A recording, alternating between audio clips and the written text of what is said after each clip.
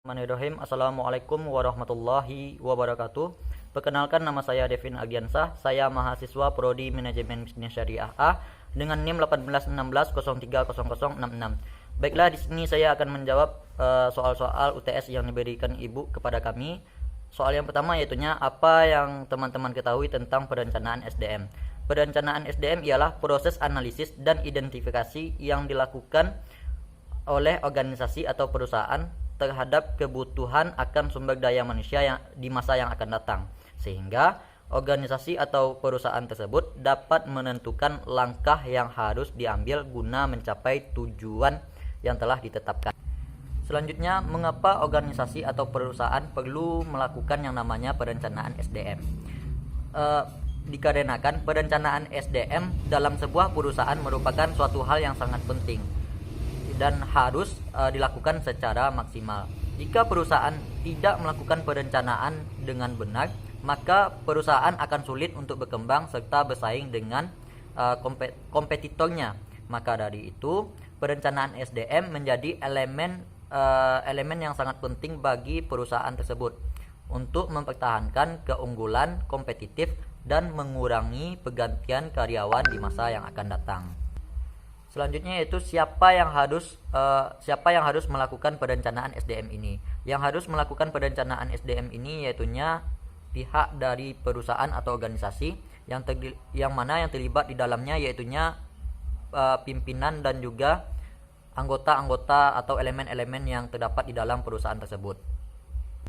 Selanjutnya, kapan perencanaan SDM ini dilakukan? Perencanaan SDM ini dilakukan apabila terjadinya kekosongan posisi di dalam suatu perusahaan. Maka perusahaan tersebut perlu yang namanya perencanaan SDM untuk mengisi kekosongan posisi tersebut. Selanjutnya, ada juga di saat perusahaan membutuhkan tenaga ahli yang sesuai dengan bidangnya. Artinya yang mana di mana perusahaan sebelumnya belum mendapatkan tenaga ahli yang maksimal. Untuk itu mereka harus melakukan perencanaan SDM kembali untuk mendapatkan tenaga ahli atau sumber daya manusia yang didapatkan secara maksimal, artinya yang memiliki kemampuan prima dan relevan untuk perusahaan tersebut. Pertanyaan yang nomor 2 yaitu bagaimana cara kita untuk mendapatkan tenaga ahli yang prima dan juga relevan untuk perusahaan nantinya. Untuk mendapatkan tenaga ahli yang prima dan relevan, ada beberapa langkah yang harus kita ikuti. Langkah yang pertama yaitu kita harus melakukan penyeleksian CV. Yaitunya kita harus melakukan penyeleksian terhadap karyawan mengenai latar belakang dari karyawan tersebut. Yang kedua ada namanya psikotest. Psikotest ini bisa menggambarkan paling tidak tingkat kecerdasan atau potensi yang dimiliki tiap individu yang akan kita rekrut nantinya. Yang ketiga yaitunya tes bidang kerja. Yang keempat ada namanya tes wawancara, di mana tes wawancara ini seperti tes dalam kemampuan berkomunikasi, karakter sampai kejujuran dari karyawan tersebut. Yang kelima yaitunya minta referensi. Jika calon karyawan Anda berhenti atau mengundurkan diri secara baik-baik, pasti tidak akan ragu memberikan referensi, paling tidak nomor kontak mantan atasannya. Yang keenam yaitunya adanya surat perjanjian kerja. Surat perjanjian kerja haruslah jelas menerangkan kewajiban dan hak dari karyawan dan juga perusahaan. Yang selanjutnya itu buat kompetisi. Kompetisi akan mengacu semangat untuk bekerja bagi karyawan. Misalnya begini, untuk sebuah posisi rekrutlah 2 orang, buatlah kontrak untuk masa percobaan selama 3 tahun. Nah, langkah selanjutnya yaitu jangan memilih atau merekrut karena kasihan atau pertemanan. Jika kita merekrut suatu karyawan karena kasihan atau karena pertemanan, maka kita tidak akan mendapatkan yang namanya sumber daya yang relevan atau prima. Selanjutnya, merekrut dengan cara yang unik. Dan yang ke-10 yaitunya merekrut dengan dan yang ke-10 yaitu tepati janji. Artinya, setelah merekrut orang yang tepat, permasalahan yang muncul adalah bagaimana mempertahankan karyawan yang berkualitas itu. Pada dasarnya, karyawan akan cukup puas jika janji di awal wawancara sesuai dengan pelaksanaannya atau prakteknya.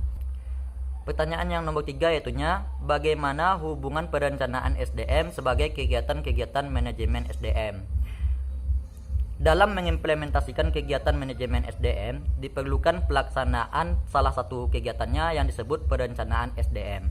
Dengan kata lain, manajemen SDM dan perencanaan SDM adalah kegiatan yang harus dilaksanakan secara terintegrasi di lingkungan sebuah organisasi atau perusahaan.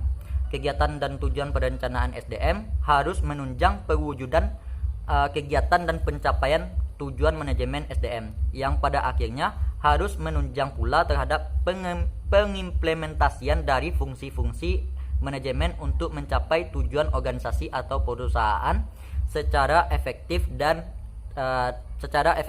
efisien.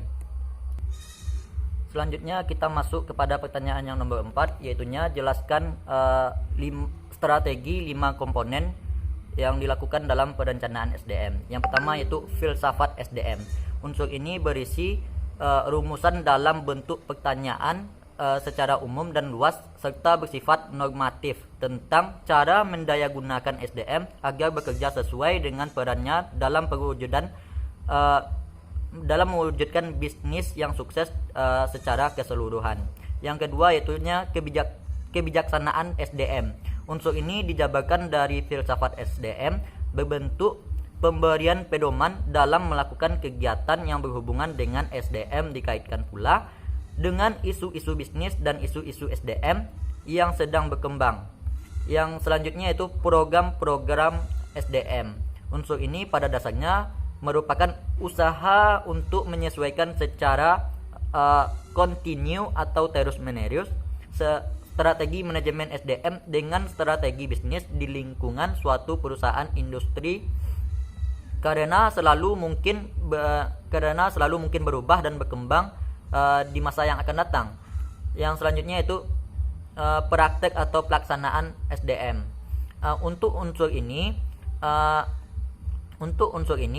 taktik dan operasional SDM adalah aktivitas-aktivitas utama dalam mewujudkan program SDM untuk meningkatkan secara prima kemampuan tenaga kerja dalam usaha mencapai sasaran bisnis perusahaan industri yang tepat nantinya.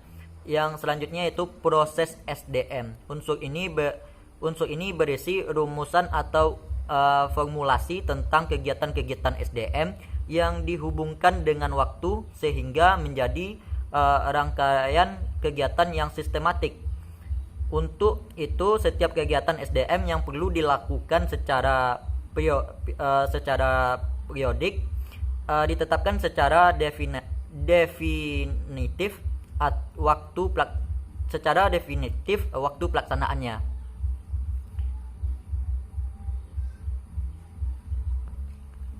Selanjutnya kita masuk kepada pertanyaan yang nomor 5, yaitunya jelaskan faktor-faktor yang mempengaruhi dalam menetapkan keputusan perencanaan SDM. Faktor yang pertama yaitu kondisi yang menekan. Faktor ini adalah sesuatu dari luar yang tidak dapat diletakkan atau dihindari oleh pengambilan keputusan atau pembuat kebijaksanaan. Yang kedua yaitu institusi atau peraturan. Pengambilan keputusan atau pembuat kebijaksanaan dibatasi oleh bidang operasional. Faktor yang ketiga yaitunya kepribadian dan inteligasi. Pengaruh ini bersumber dari dalam diri pengambil keputusan atau pembuat kebijaksanaan berupa faktor kepribadian dan inteligensi yang tidak dapat direkayasa atau dirubah. Yang faktor yang keempat yaitunya kualitas data atau informasi. Pengambilan keputusan yang paling akurat tergantung pada kecukupan dan kelengkapan dan ketetapan atau referensi dari data yang dipergunakan nantinya. Yang kelima yaitu faktor tingkat kepastian. Pengambilan keputusan dalam perencanaan SDM sangat dipengaruhi oleh cara atau teknik yang ditempuh, terdiri dari yang pertama yaitu prediksi kebutuhan SDM. Yang kedua itu prediksi kebutuhan SDM di lingkungan organisasi atau perusahaan. Yang ketiga yaitu prediksi kebutuhan SDM di lingkungan sebuah organisasi dengan mempergunakan seluruh informasi kualitatif. Faktor yang keenam yaitu pertimbangan politik.